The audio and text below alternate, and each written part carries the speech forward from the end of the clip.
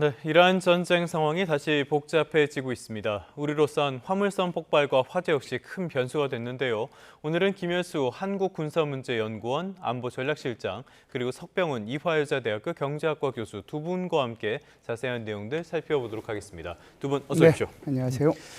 자, 지금 조금 전에 들어온 소식부터 하나 살펴볼까요? 미 국무부 장관이 마르코 루비오 장관이죠. 호르무즈 해협에서 갈등이 계속되면서 민간 선원 10명이 숨졌다라고 발표를 했어요.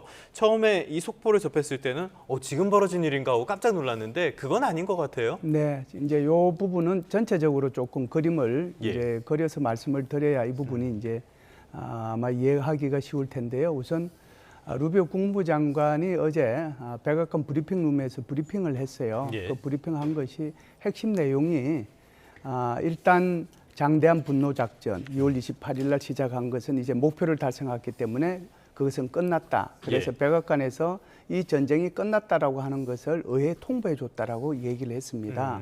그 얘기를 하는 과정 속에서 지금 우리는 이 전쟁은 끝났고 지금 하고 있는 작전은 지금 말씀하신 것처럼 프로젝터 프리덤, 그러니까 해방 작전을 지금 우리가 수행하고 있는 거다. 그런데 지금 여기에 갇혀 있는 2,000척을 보면 한 87개국 선원들 2만 3천 명이 여기에 지금 갇혀가지고 그들이 아무런 적대 행위도 하지 않았는데 물도 식량도 공급받지 못하고 있다. 그러면서 이 과정 속에서 2달 동안 지속된 이 과정 속에서 선원들 한 10명이 죽었다. 그래서 지금 우리가 하는 것은 다른 나라에서 이들을 빨리 좀 이렇게 구출해 달라고 얘기하고 있기 때문에 우리는 이 해방 작전을 수행하는 거다. 그래서 이란이 이 해적질을 하도록 계속 두고 볼 수는 없다. 그렇기 때문에 이 작전을 우리가 수행하는 거다. 이 얘기를 이제 하면서 선언 10명을 얘기했는데요. 그것이 이제 어제 일어난 일이 아니고 지금까지 그렇네요. 2월 28일부터 어제까지 총 전체 인원이 한 10명 죽었다라고 하는 거고 지금도 그 고통 속에 있기 때문에 우리는 방어적 차원에서 이렇게 해방 작전을 그러니까 해방 프로젝트를 수행하는 거다. 그래서 작전이라는 표현을 왜 안 썼는가라고 저는 계속 이 문제에 대해서 고민을 좀 해왔어요. 아니 전쟁을 하는 국가가 무슨 일을 하면서 프로젝트라는 말을 썼단 말이죠. 오퍼레이션이 아니라 프로젝트다. 그렇죠. 그래서 이게 무슨 일인가 하고 했는데 이제 의문이 풀렸어요. 자신이 얘기하는 이제 장대한 분노 작전이라는 작전은 끝났다. 그리고 이제는 방어적 차원에서 이 프로젝트를 진행하는 거다. 그 차원에서 10명 얘기가 나왔다. 이렇게 이해하시면 되겠습니다. 그러니까 미국에서 주장하고 싶은 거는 정당한 작전을 국회에 승인받지 않고도 할 수 있다라는 이야기를 하고 싶은 건가요? 그렇다면? 그런 이제 이 문제는 조금 복잡하긴 해요. 그래서 꼭 이제 60일이라는 의미가 여러 가지로 해석이 될 수가 있는데 사실상 어떻게 보면은 4월 7일부터는 휴전에 들어온 거잖아요. 그러니까 전쟁한 기간은 얼마 안 되는 거죠. 그렇기 때문에 이제 충분히 남아 있다. 그것 가지고도 설명을 할 수도 있고 또 이제 상원과 하원에서 5번이나 이런 전쟁 중지에 대한 결의안이 다 부결된 거 그것을 근거로 삼을 수도 있고 그렇기 때문에 이것은 뭐 제가 볼 때는 큰 문제는 아니라고 봐요. 알겠습니다. 근데 더 큰 문제는 지금 우리에게 있는 것 같아요. HMM 나무호에서 폭발과 함께 화재가 발생을 해가지고 지금 트럼프 대통령은 혼자 움직이다가 이란의 공격을 받았다라고 아주 못 박아서 얘기를 했는데 여러 가지 정황을 보면은 이게 피격이라고 못 박아서 이야기하기는 조금 어려워 보이는데요. 네, 조금 어려운 측면이 있죠. 우리 나무호가 이렇게 기관실 좌현 쪽에서 불이 났거든요. 불이 나서 그걸 4시간 만에 이제 화재를 진압은 하긴 했습니다. 그런데 아직까지도 그게 내부의 기관실에서 일어난 불인지 그렇지 않으면은 외부에 이제 무슨 이런 물체에 의해서 이렇게 일어난 이제 그 사고인지 거기에 대한 것은 아직은 모르는 거거든요. 그런데 트럼프 대통령이 지금 말씀하신 것처럼 콕 집어서 얘기를 했단 말이죠. 그 말의 의미는 이것은 이제 분명히 그렇게 화재가 일어났으면 자연적으로 일어난 것은 아닐 것이다라고 단정을 하고 두 번째는 한국으로 하여금 빨리 이 작전에 동참시키기 위한 목적이 있었다고 생각을 해요. 그렇기 때문에 이건 이제 한국이 피격받았으니까 한국도 이제는 결심을 해야 될 때라고 이제 이렇게 강조를 한 것이거든요. 그런데 이란의 그 이레나 국영통신이죠. 거기서 발표한 내용은 완전히 트럼프 대통령이 얘기한 내용하고 달라요.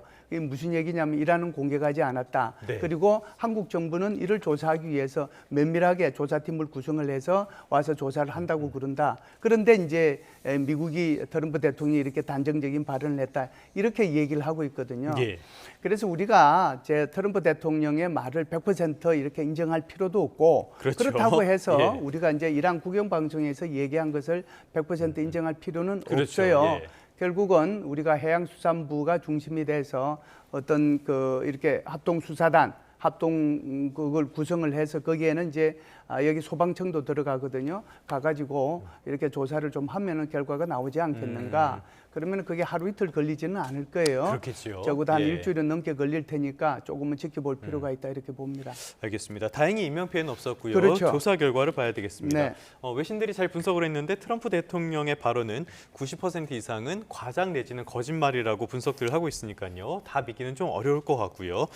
어찌됐건 지금 헤그세스 장관의 발언 이런 데에 보면은 이란 전쟁에 우리도 동참을 해라 이렇게 압박하는 기류가 강한데요. 일단 간밤에 영향을 미친 소식을 하나 보자면은 휴전은 유지한다고 강조를 했어요. 이거는 파국까지 가고 싶지는 않다는 뜻으로 봐야겠죠. 이제 휴전을 유지한다는 것은 이런 이제 국무부 장관은 이제 분명하게 얘기를 했거든요. 자신들이 이제 거대한 분노 작전이라고 해서 전쟁은 끝났다. 그리고 그 끝났다는 것을 의회 통보까지 했다. 그렇기 때문에 이것은 이제 전쟁이라고 보기에는 이제 힘들죠. 그렇기 때문에 이제 휴전을 유지한다라고 얘기하는 거고요.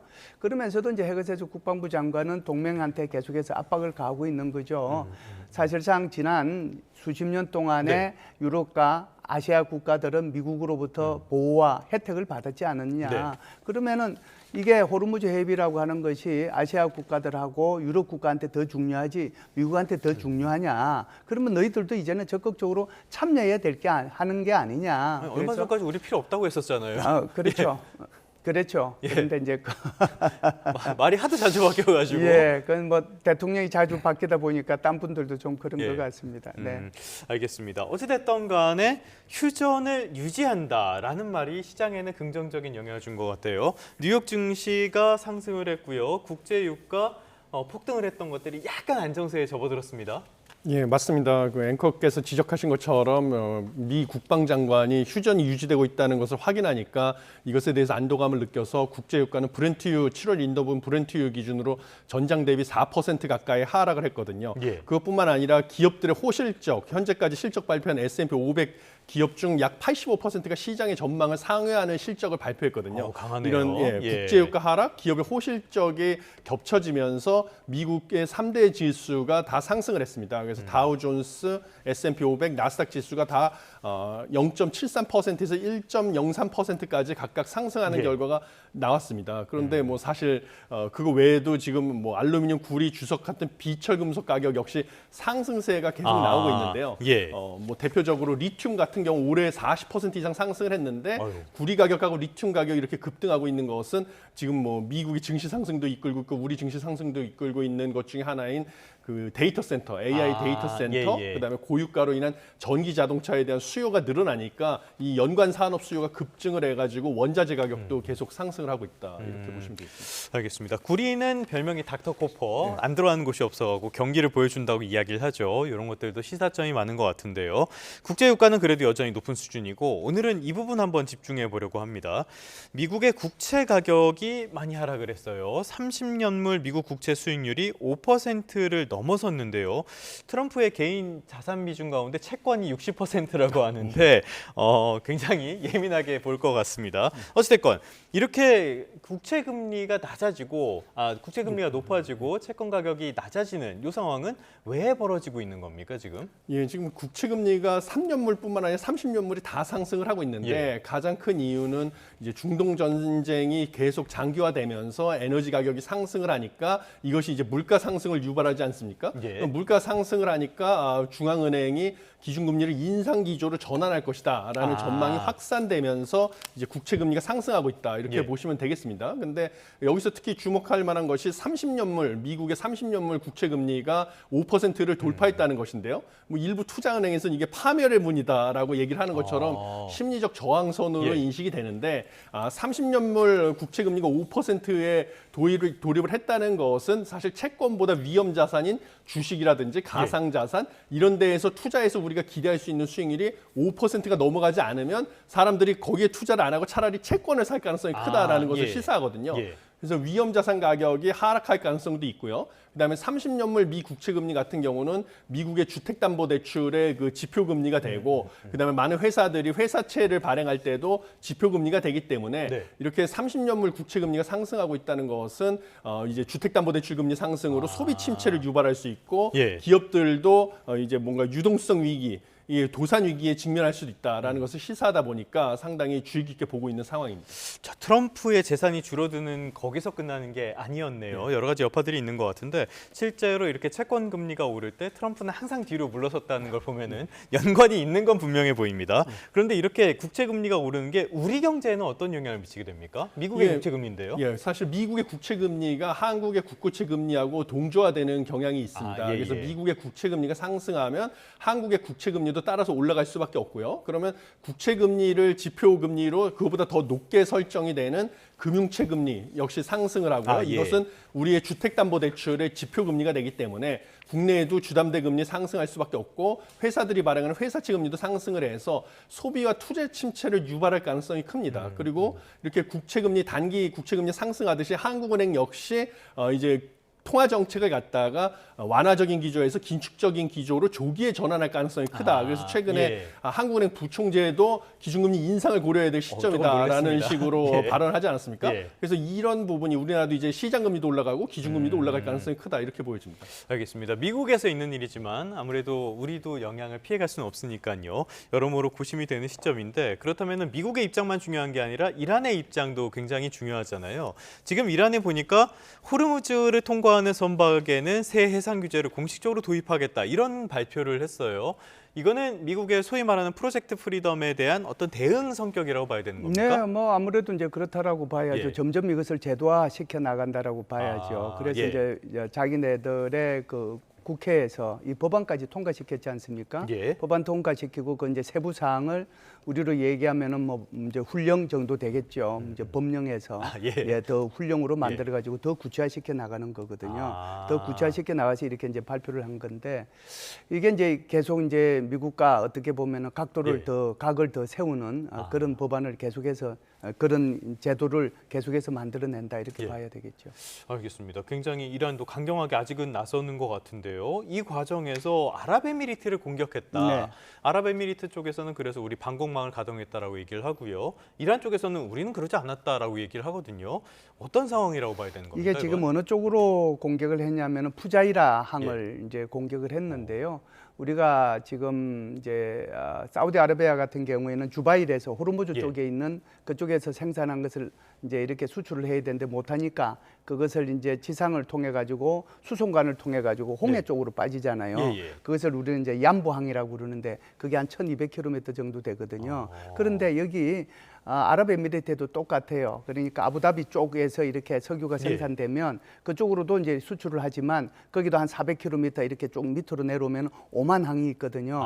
그 오만만 쪽으로 이제 있는 곳이 바로 푸자이라라는 항구입니다. 그러니까 우회로를 타격했다. 그렇죠. 우회로를 타격했다라고 봐야죠. 그래서 여기에 지금 보니까 아랍에미리트에서 발표하는 것은 탄도미사일 13발, 순항미사일 3발, 드론 4발, 총 19발에 대해서 우리가 요격을 했다라고 얘기를 하거든요. 그 중에서 이제 일부가 떨어졌겠죠. 그래서 우리가 이제 영상에서 계속해서 지금 저기도 좀 보고 있지 않습니까? 저렇게 하고 있는데도 저 영상이 나와서 이렇게 공개를 했음에도 불구하고 이란 쪽에서는 자기가 안 했다라고 얘기하거든요. 그러니까 이것은 제가 볼 때는 이란 말은 이 차원에서 보면은 적어도 믿을 것은 못 된다. 그래서 아랍에미레이트가 공격을 받았는데 사실상 2월 28일부터 4월 7일 휴전 이전까지 지속적으로 공격받은 중동 국가들 중에서 아랍에미레이트가 받은 것이 전체 중동 국가의 50%에 해당될 정도로 그렇게 많이 받았어요. 이번에도 특별히 이제 아랍에미레이트만 이렇게 공격을 한 것 같습니다.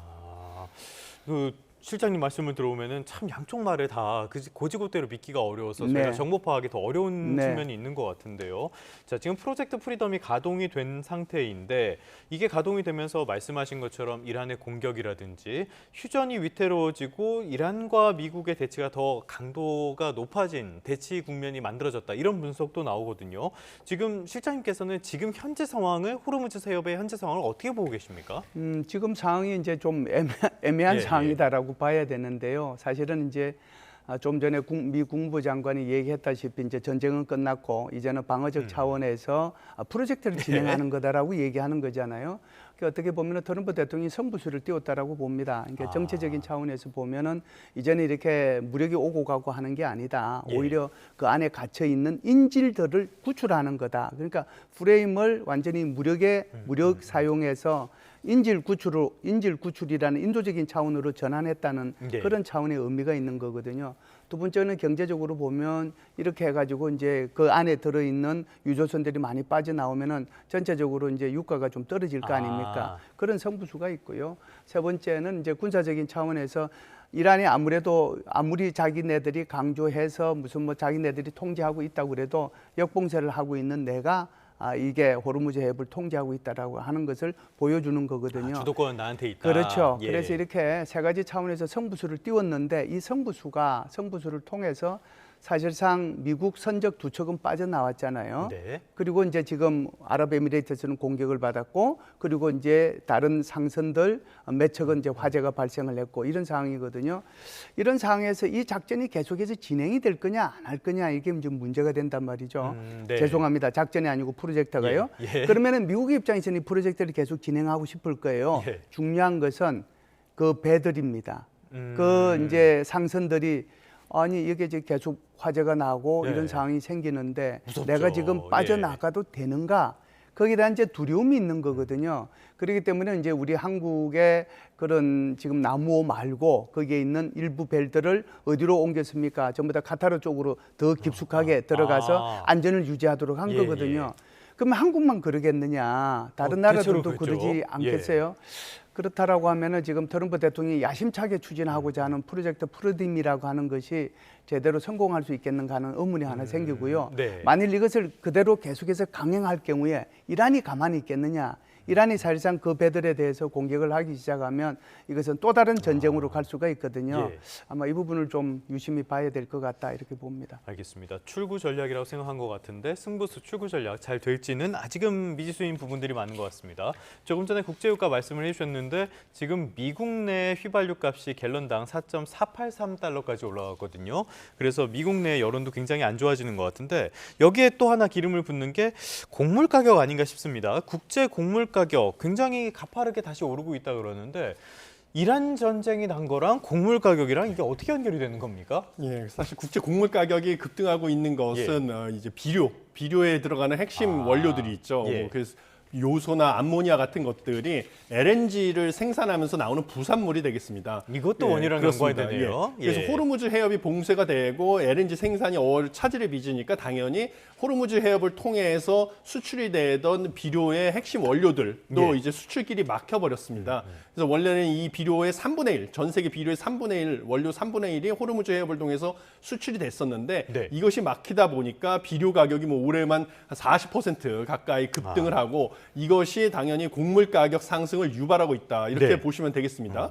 그래서 뭐 대두라든지 소맥, 옥수수, 대두박이 다 연초 대비 최소 8% 이상 상승을 해가지고 많이 상승하는 거 소맥 같은 경우는 무려 24.28%나 상승을 했거든요. 근데 이렇게 곡물 가격이 상승하는 것은 단순히 우리 뭐 쌀 가격은 괜찮은 거 아니냐 이렇게 생각하실 수도 있는데 거기서 끝나는 것이 아니라 이 곡물, 옥수수랑 대두박 같은 경우는 동물 사료의 80%를 차지하기 때문에 곡물 가격이 상승하면 동물들의 사료비, 가축들 사료비가 상승을 해서 이제 뭐 소고기, 돼지고기, 닭고기 가격 역시 순차적으로 상승할 수밖에 없다. 그래서 IMF에서는 올해 식품 가격이 3에서 6% 이상 상승할 것이다. 이렇게 전망을 하고 있는 상황이 이르렀습니다. 그러니까 단순히 먹는 곡물만이 중요한 게 아니라 사료까지 오르기 때문에 맞습니다. 전체 물가가 다 오른다.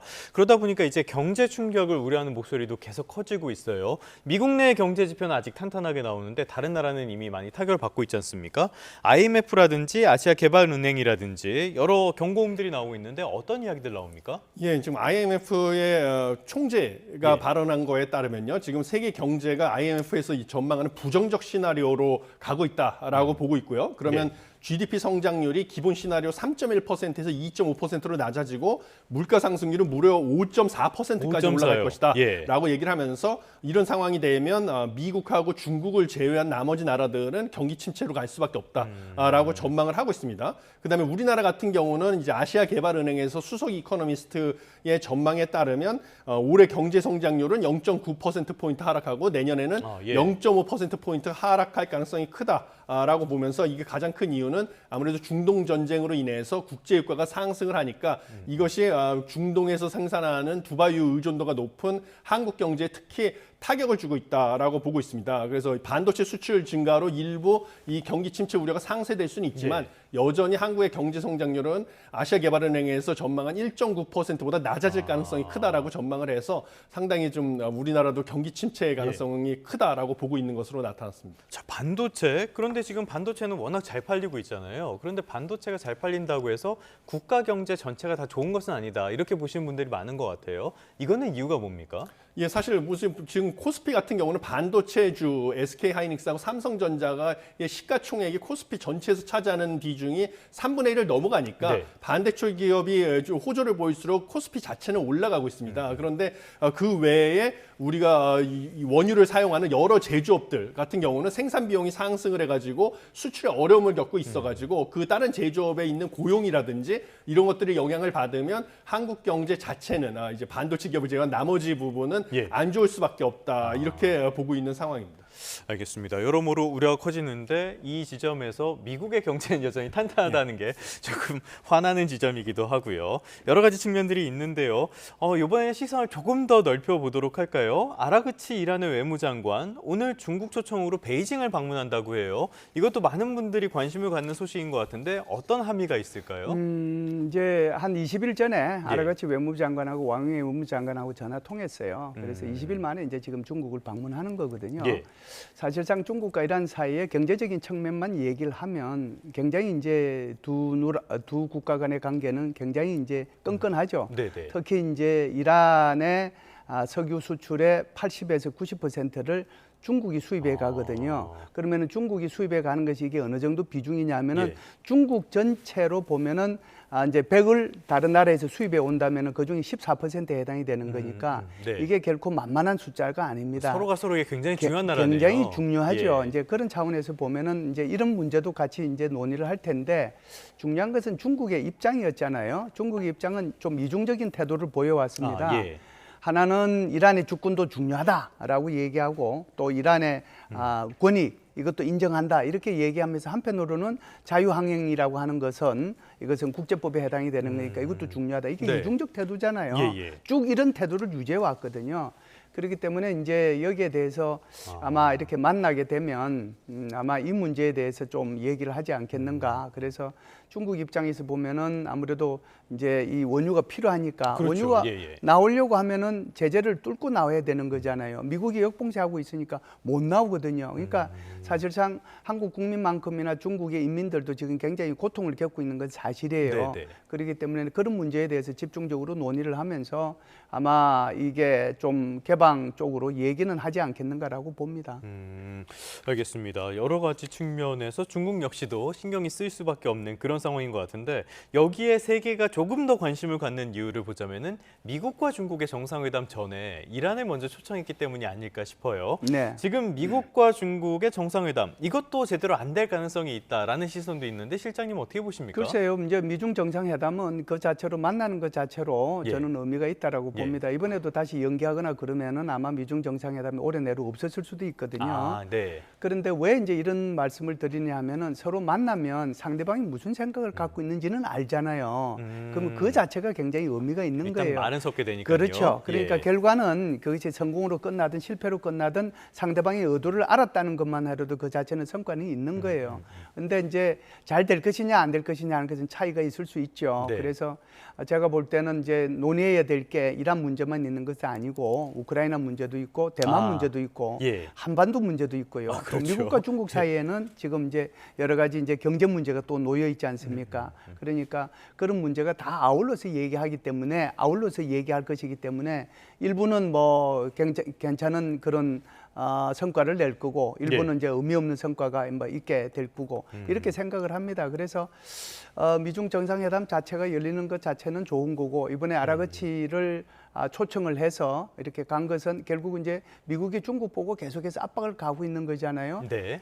너가 방관자가 아니다. 네 스스로가 당사자고 개입해라. 그러니까 네가 예. 개입을 해야 된다라고 계속해서 압박을 가했기 때문에 그것이 이제 이번 회담을 통해서 모종의 성과를 낸다면 아마 미중 정상회담에서 적어도 이 부분에 대해서 중국이 오히려 좀 우위에 있는 입장에서 미국과 정상회담을 할 수 있다는 그런 측면도 있겠지요.